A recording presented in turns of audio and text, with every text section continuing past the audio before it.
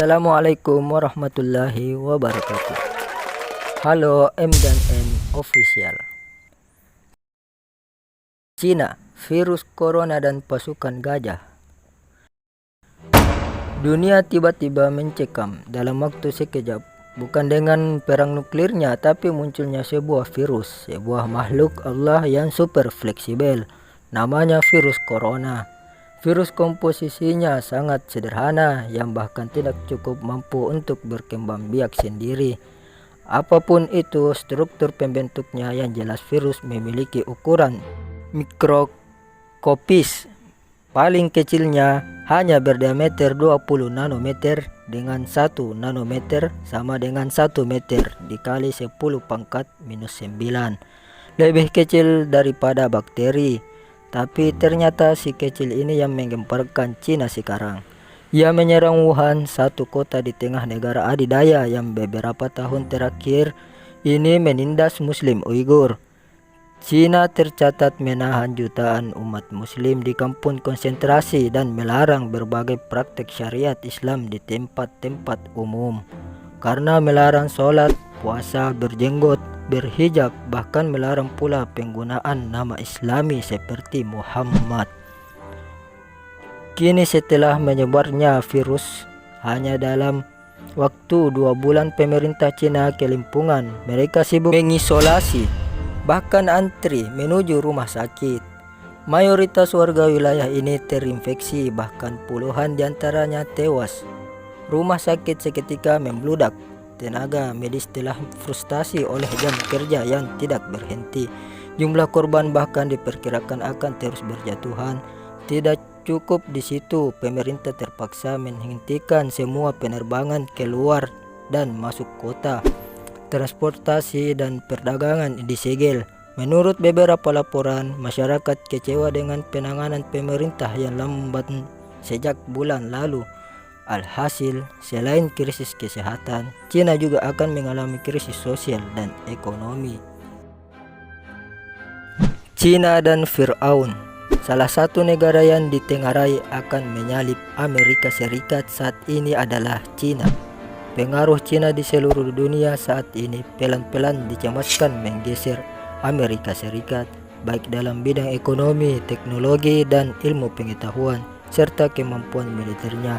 Tahun lalu, Departemen Pertahanan Amerika Serikat alias Pentagon menyatakan Cina saat ini tengah bekerja untuk melampaui jumlah personel militer Amerika Serikat yang berada di Indo-Pasifik dan menggantikan Amerika Serikat sebagai kekuatan utama. Mantan Sekretaris Negara Amerika Serikat Henry Kissinger baru-baru ini menyatakan Cina telah menang atas Amerika. Fantasi as untuk mendominasi Cina sangat tidak realistis. Cina telah menang. Oleh karena itu, Amerika yang dulunya memiliki keunikan dan kekuatan terbesar sudah harus menerima kenyataan dan terbiasa dengan fakta bahwa mereka sekarang memiliki pesaing dengan kekuatan yang mungkin lebih dominan.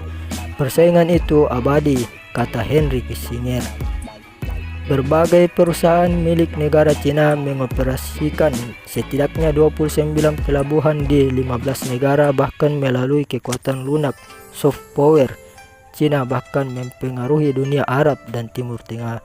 Seperti halnya Paman Sam, negara ini dengan angkuh mengabaikan tekanan dunia atas penindasan pada Muslim Uighur. Tapi yang mengejutkannya, tiba-tiba sebuah virus turun di Wuhan, merebak dengan cepat, membuat orang-orang berjatuhan. Cina mengunci puluhan kota, transportasi dihentikan, bandara ditutup, ribuan orang antre di rumah sakit berharap mendapatkan obat. Sementara video yang beredar, orang-orang berjatuhan di jalanan yang oleh media barat wilayah itu bak kota zombie. Hanya sebuah virus yang bentuknya hanya bisa ditilik menggunakan mikroskop elektron yang lebih canggih daripada mikroskop cahaya. Saking kecilnya, tapi bayangkan virus bisa meneror negara besar yang kini seolah bertekuk lutut di muka dunia. Wabah virus dan kedikdayaan Cina ini mengingatkan kita tentang sejarah kaum Fir'aun, sang pembangkang, dan Abraha, sang pasukan bergajah. Kurang membangkang apalagi kaum Fir'aun kepada Nabi Musa. Mereka yang di akhir ocehannya mengatakan, bukti apapun yang kau bawa untuk menyihir kami, kami tidak akan pernah beriman kepadamu. Quran Surat Al-A'raf ayat 132. Kaum ini mendapat serangan hanya dari belalang dan kutu. Quran Surat Al-A'raf ayat 133. Setelah sebelumnya memohon pertolongan dari azab angin topan kepada Nabi Musa, lalu membangkang lagi. Mereka akhirnya meminta doa Nabi Musa kembali, lalu membangkang yang kesekian kali, sehingga akhirnya binasa oleh gulungan ombak Laut Merah. Tafsir At-Tabari ayat 13 sampai ayat 64. Pasukan Abraha tidak kalah tragis. Mereka sengaja membariskan gajah sebagai simbol kekuatan, tapi sebelum menginjak Ka'bah sebagai sasarannya, mereka lumat hanya oleh pasukan burung. Quran Surat Al-Fil ayat 1-5. Belalang, kutu, burung, hewan-hewan adalah peringatan dari Allah untuk kaum berikutnya yang berani jumawa. Yang dipakai di dalam Al-Quran memang nama belalang, kutu, dan burung. Tapi setelah manusia menemukan virus, Allah Maha berkuasa untuk memakai makhluknya yang lebih kecil sebagai gambaran betapa hebatnya dan kuatnya azab Allah. Sementara sekaligus menunjukkan betapa lemahnya manusia, sekarang di depan mata dipertontonkan pada kita semua Cina yang raksasa Asia paling ditakuti itu galau hanya karena sebuah hewan kecil ciptaan Allah.